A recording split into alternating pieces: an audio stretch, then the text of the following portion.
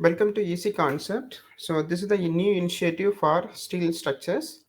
Today we are going to look about the connections. Okay, the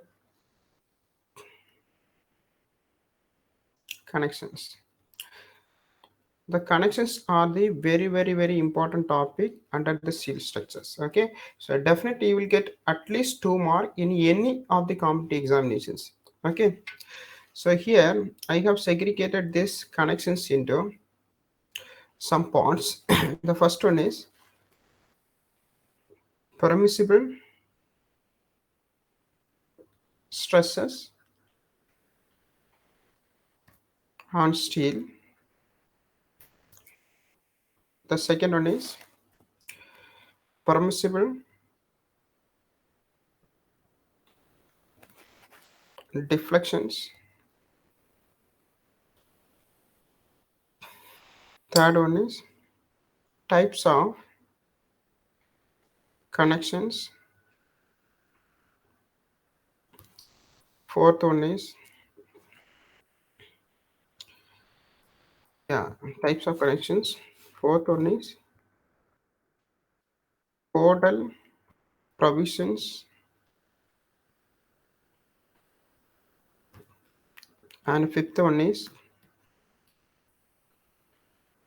analysis of connections.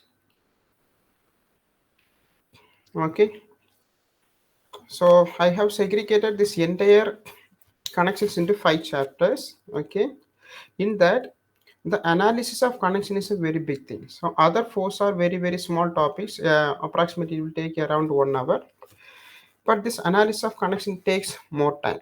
So we will see. The first one is permissible stresses on steel. So we are going to see the permissible stresses on steel first of all.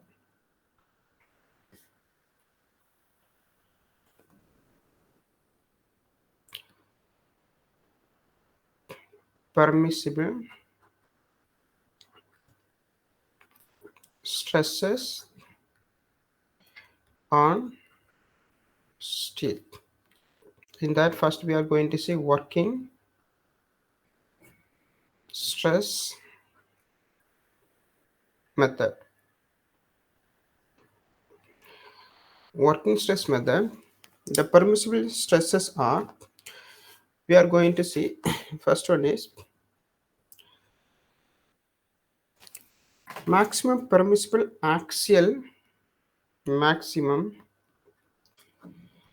permissible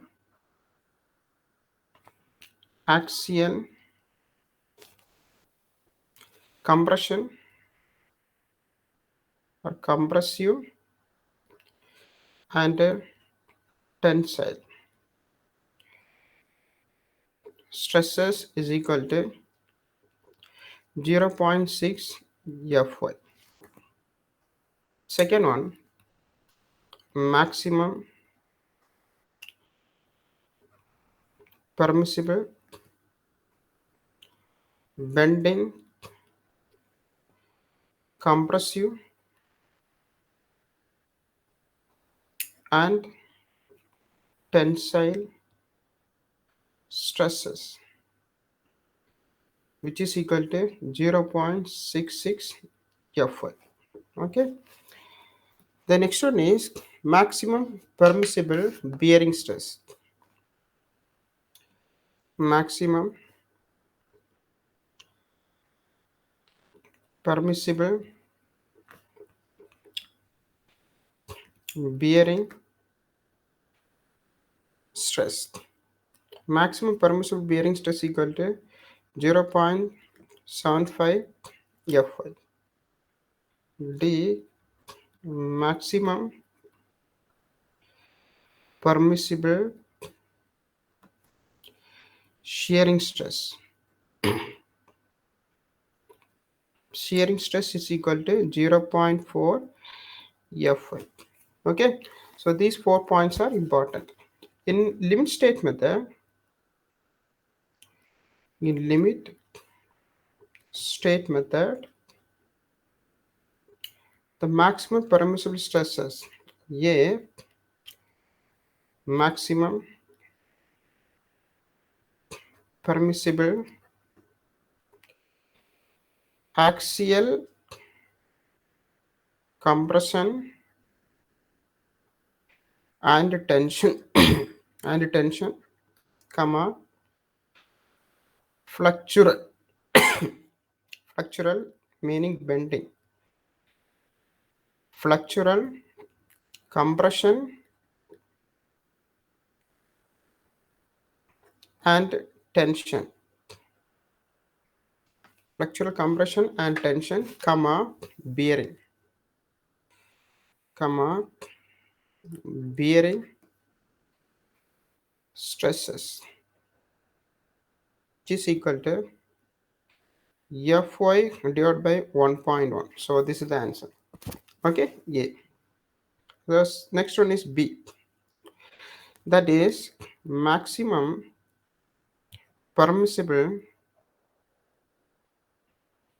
maximum permissible shear stresses in structural steel.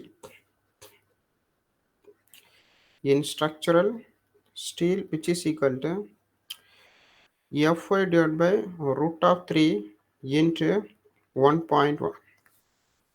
C, maximum permissible shear stresses. This is structural steel. This is shear stresses in bolt or weld. Okay, which is equal to Fu divided by 1.25 into root of 3. Okay, so this is the permissible stress. Okay, 1.1.25.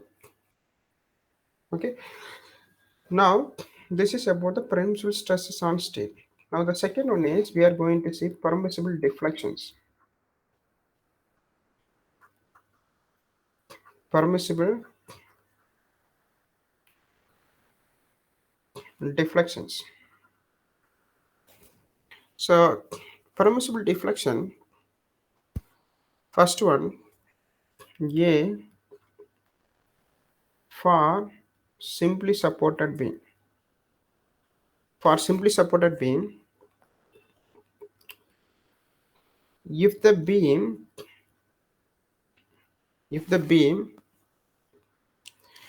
are supporting if the beams are supporting elements which are susceptible to cracking, which are subjected to which are subjected to cracking subjected to cracking, that is like glass panel or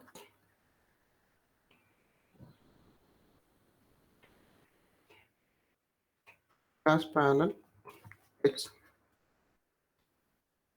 panel cracking, maximum permissible deflection is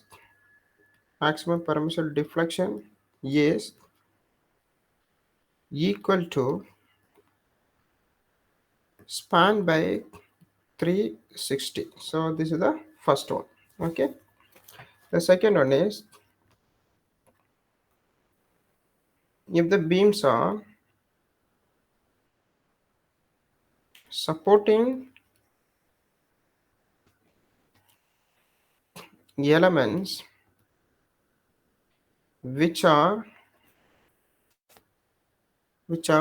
not subjected to cracking, not subjected to cracking, then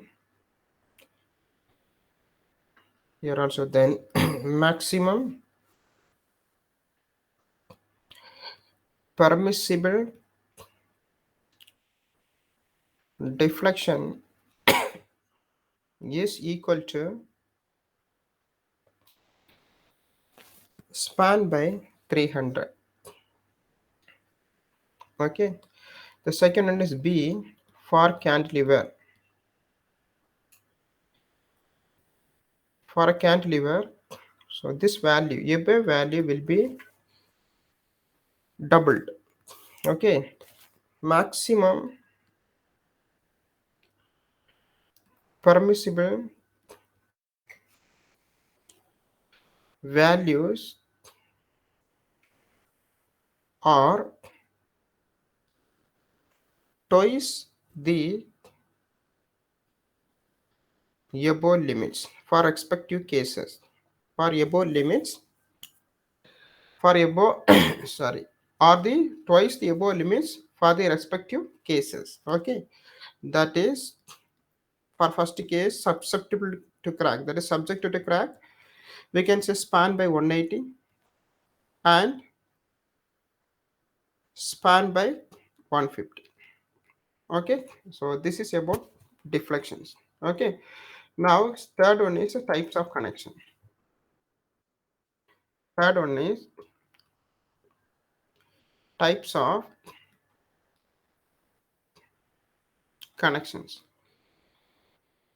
The types of connections are, first one is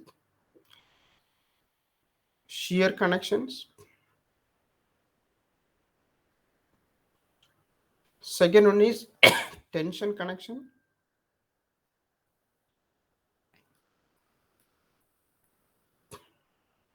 third one is combined shear and tension connection. There are three connections generally. So the shear connections are, example, lap connection, lap joint, and butt joint. Lap joint and butt joint. Tension connection, for example, is a tension bolt, tension bolt. In bracket is anchor bolt, anchorage bolt.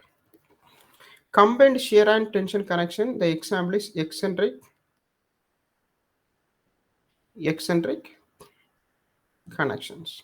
Okay, there are three connections that we are having. So this is about third one. Now the fourth one is codal provisions. Okay, the codal provisions are, we are going to see. So these are the fourth one, the codal provisions. Okay, some of the points, these all are very very important for your examination perspective. Okay, you have to study IS 800 2007. The minimum pitch and minimum gauge distance is equal to 2.5 into nominal diameter of the bolt.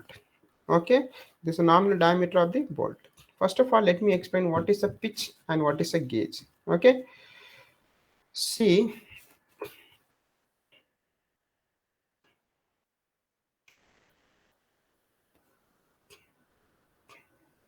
for example, this is the connection.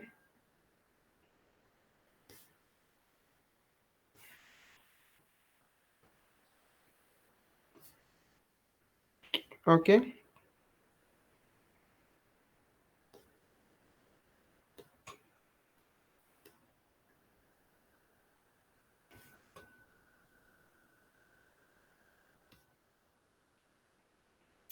and here there is a bolt.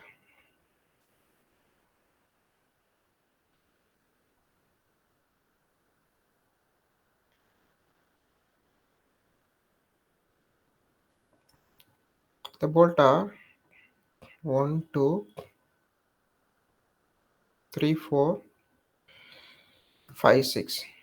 1, 2, 3, 4, 5, 6. Okay, and this is the load P, and this direction there was a load, this also P. Okay,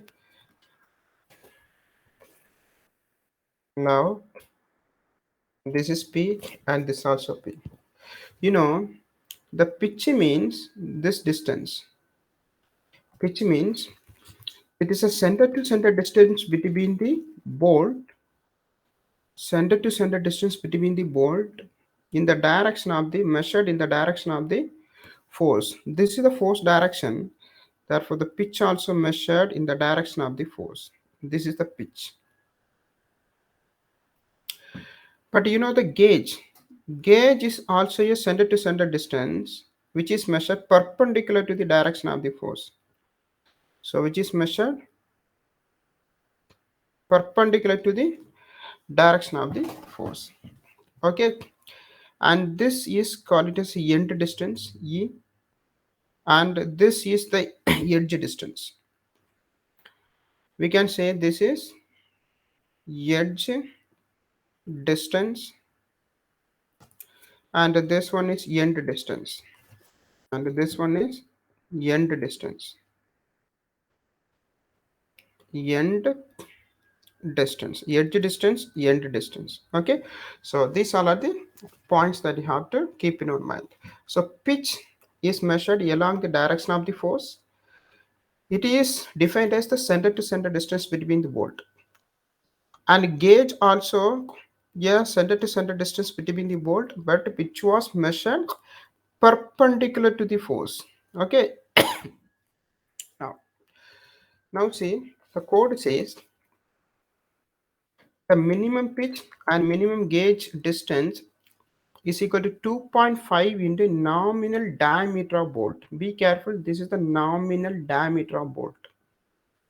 And minimum end distance and minimum edge distance is equal to 1.5 times the dia of bolt to hole. See, pitch is 2.5 into nominal diameter of bolt, but end distance and edge distance is equal to 1.5 times the dia of bolt to hole, 1.7 times the dia of bolt to hole.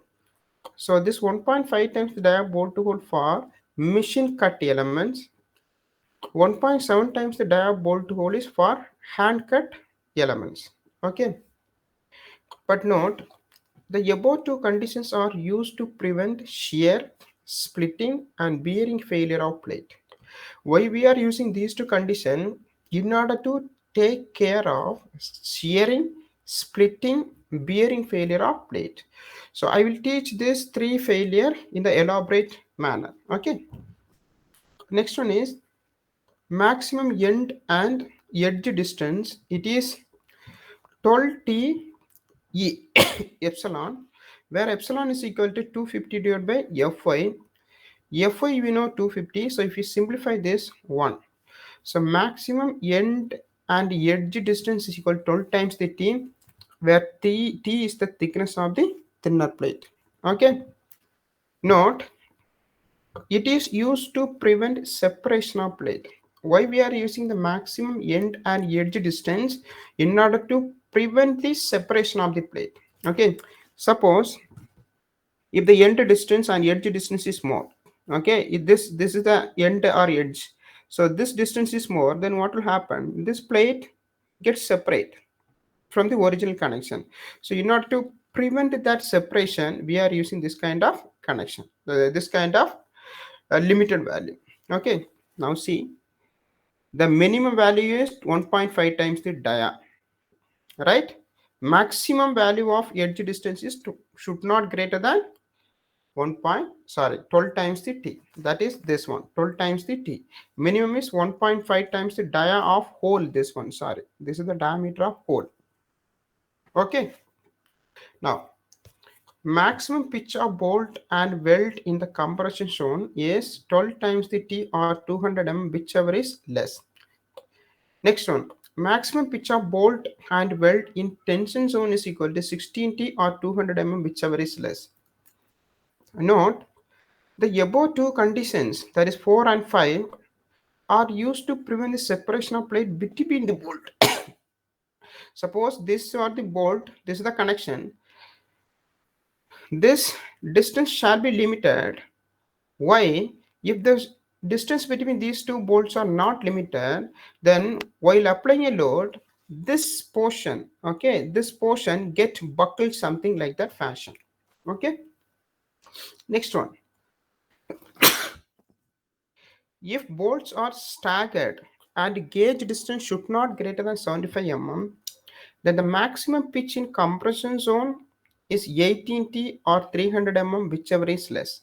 Staggered means, one bolt is here, another bolt is here, another bolt is here. It is something like that. Okay, so this is the staggered bolting.